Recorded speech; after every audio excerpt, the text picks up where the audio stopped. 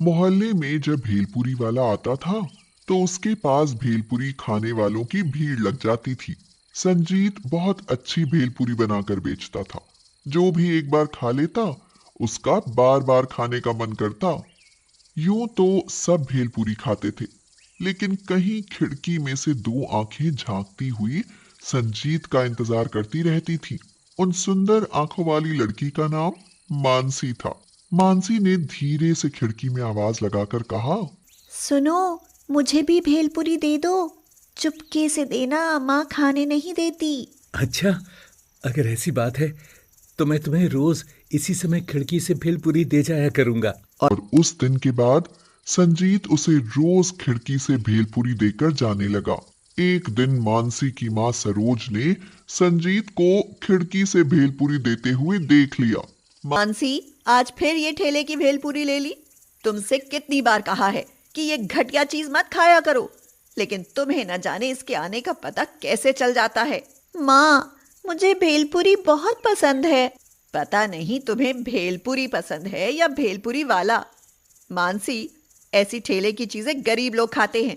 चलो, मैं तुम्हारे लिए मैगी बना देती हूँ। सरोज ने उसके हाथ से भेलपुरी छीनकर खिड़की से बाहर फेंक दी और उसके लिए मैगी बनाने चली गई। लेकिन मानसी को संजीत और उसकी भेलपुरी के अलावा कुछ भी अच्छा नहीं लगता था। शायद वह उसे प्यार करने लगी थी। मानसी एक अमीर बाप की बेटी थी।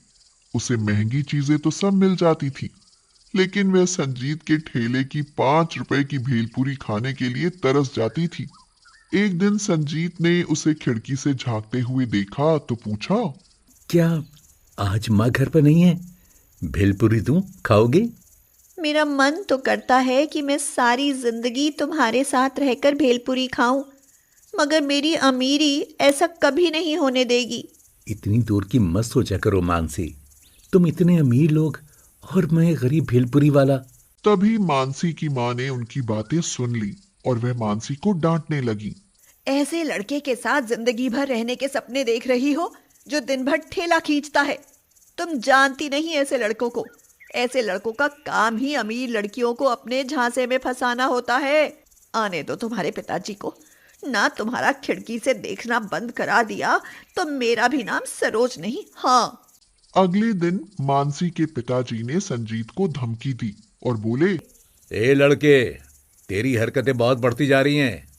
अगर आज के बाद तू इस मोहल्ले में दिखाई दिया ना तो जान से मार दूंगा तुझे। लेकिन मेरा कसूर क्या है? मेरी बेटी को फंसाने की कोशिश कर रहा है और कसूर पूछता है। भाग यहाँ से और दोबारा कभी आसपास की कॉलोनी में दिखाई मत देना। ये कहकर उन्होंने संजीत का ठेला पलट दिया और उसे वहां से भगा दिया। मानसी यह सब देखकर बहुत दुखी हुई कि एक गरीब भेलपुरी वाले का उसकी वजह से इतना अपमान और नुकसान हो गया। कई दिन बीत गए, संजीत वहां नहीं आया। संजीत वह शहर छोड़कर चला गया। अब उसके पास न घर था न कोई ठिकाना। वह वहां रहकर मानसी को तकलीफ नहीं पहुंचाना चाहता था, इसीलिए वह सब कुछ छोड़कर एक अजनबी शहर में चला गया और सोचने लगा, और कुछ काम तो मुझे आता नहीं। लगता है फिर से भेलपुरी बेचना शुरू करना पड़ेगा। लेकिन अभी मेरे पास ना तो पैसे हैं और ना ही सामान। क्यों ना पैसे जुटाने के लिए कुछ दिन मेहनत मजदूरी कर लूं। संजीत ने 10 दिन मजदूरी करी और उन पैसों से फिर से अपना भेलपुरी का काम शुरू कर दिया। भेलपुरी खाओ, भेलपुरी, सारे स्वाद की ख्वाहिश होगी पूरी जब खाओगे हमारे यहाँ की भेलपुरी। भेलपुरी खा लो, भेलपुरी। भेलपुरी देखकर वैसे ही सबके मुंह में पानी आ जाता है, इसीलिए उसके पास खूब ग्राहक आने लगे। अब संजीत के दिल में मानसी की यादें थीं और ठेले पर भेलपुरी। अब बस यही उसकी जिंदगी थी। संजीत के वहां से चले जाने के बाद मानसी बहुत उदास हो गई। वह उसकी याद में परेशान रहने लगी, इतना कि एक दिन वह बीमार पड़ गई। उसकी स्थिति बिगड़ते देख उसके पिताजी ने उसकी शादी एक अमीर लड़के कपिल से कर दी। लेकिन उसकी किस्मत में कुछ और ही लिखा था। उसका पति धोखेबाज निकला और उसने मानसी को किसी और को 10 लाख रुपए में बेच दिया। और ये बात उस आदमी से करते हुए मानसी ने सुन लिया।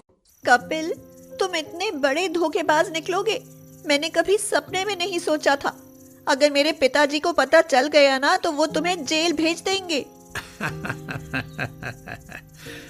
अरे पता चलेगा तभी तो। मैंने तुझे पूरे 10 लाख रुपए में बेचा है।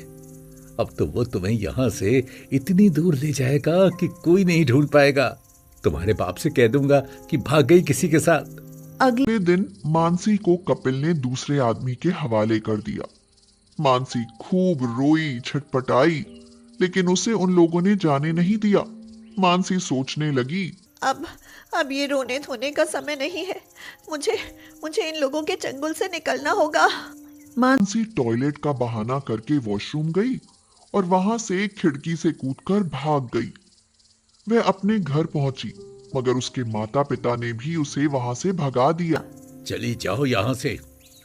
अब कौन सा मुंह लेकर आई हो यहाँ? किसी को पता चला कि तुम बेचती गई हो तो हमारी नाक कट जाएगी। लोग कहेंगे कि क्या पता माँ बाप ने ही इसे बेच दिया हो। नहीं, हमें यह धब्बा नहीं लगवाना। जाओ, चली जाओ यहाँ से। कितनी अभागन हूँ मैं। इससे अच्छा तो मैं उस भेलपुरी वाले के साथ चली जाती तो ये दिन नहीं देखना पड़ता। मैं जा रही हूँ और आज के बाद कभी मुझसे मिलने या ढूंढने की कोशिश मत करना। मानसी वहां से चली गई और भटकती हुई भूखी प्यासी उसी शहर में पहुंच गई जहां संजीत रहता था। मानसी लोगों से भीख मांगकर अपना पेट भरती रही। उसने काम भी ढूंढा, लेकिन एक जवान लड़की देखकर किसी ने उसे काम भी नहीं दिया। अब मैं क्या करूं? मुझे तो कुछ करना भी नहीं आता। घर पर तो सब माँ कर देती थी। अरे हाँ, मुझे मैगी बनानी आती है, लेकिन मैगी का क्या करूंगी? मैगी बनाकर बेचना शुरू कर दूं, मगर मेरे पास पैसे कहाँ हैं? उसकी नजर अपने हाथ की अंगूठी पर गई जो उसे कपिल ने सगाई में पहनाई थी। जब पति ही नहीं रहा तो अंगूठी का क्या करना है? मानसी ने वह अंगूठी निकाल कर एक सुनार को बेच दी और मैगी बेचने के लिए सामान खरीद लाई। मानसी अब मैगी बनाकर बेचने लगी। लोगों को मानसी की बनी मैगी बहुत पसंद आने लगी और उसकी बिक्री अच्छी होने लगी। एक दिन एक ग्राहक संजीत से बोला, अरे भाई, अब तुम्हारी भेलपुरी में वो बात नहीं रही जो सड़क पार उस लड़की की बनी मैगी में है। क्या मैगी बनाती है भाई, बस मन करता है खाता ही जाऊं। अच्छा, ऐसी भी क्या मैगी बनाती है जो हमारी भेलपुरी से भी बढ़िया है? मैं भी तो कहूँ, आजकल मेरी बिक्री क्यों कम हो रही है? मुझे जाकर देखना पड़ेगा कि आखिर वो कैसी मैगी बनाती है। संजीत अपना ठेला लेकर मानसी के पास पहुंचा तो उसे इस तरह मैगी बेचते हुए देखकर हैरान हो गया और बोला, मानसी, तुम और ये मैगी? तुम्हारे पिताजी के पास तो बहुत पैसा था। संजीत, तुम अभी भेलपुरी और वो भी यहाँ? पहले तुम बताओ। मानसी ने उसे अपनी सारी आपबीती सुनाई और फिर संजीत ने उसे अपने वहां आने का कारण बताया। एक दूसरे की बात सुनकर दोनों की आंखें भर आईं। संजीत बोला, मानसी, बहुत बुरा हुआ तुम्हारे साथ, लेकिन अब चिंता मत करो। मैं तुम्हारी आंखों में कभी आंसू नहीं आने दूंगा। मैं जीवन भर तुम्हारा साथ निभाऊंगा। तभी एक ग्राहक आकर बोला, अरे वाह, भेलपुरी और मैगी दोनों एक साथ।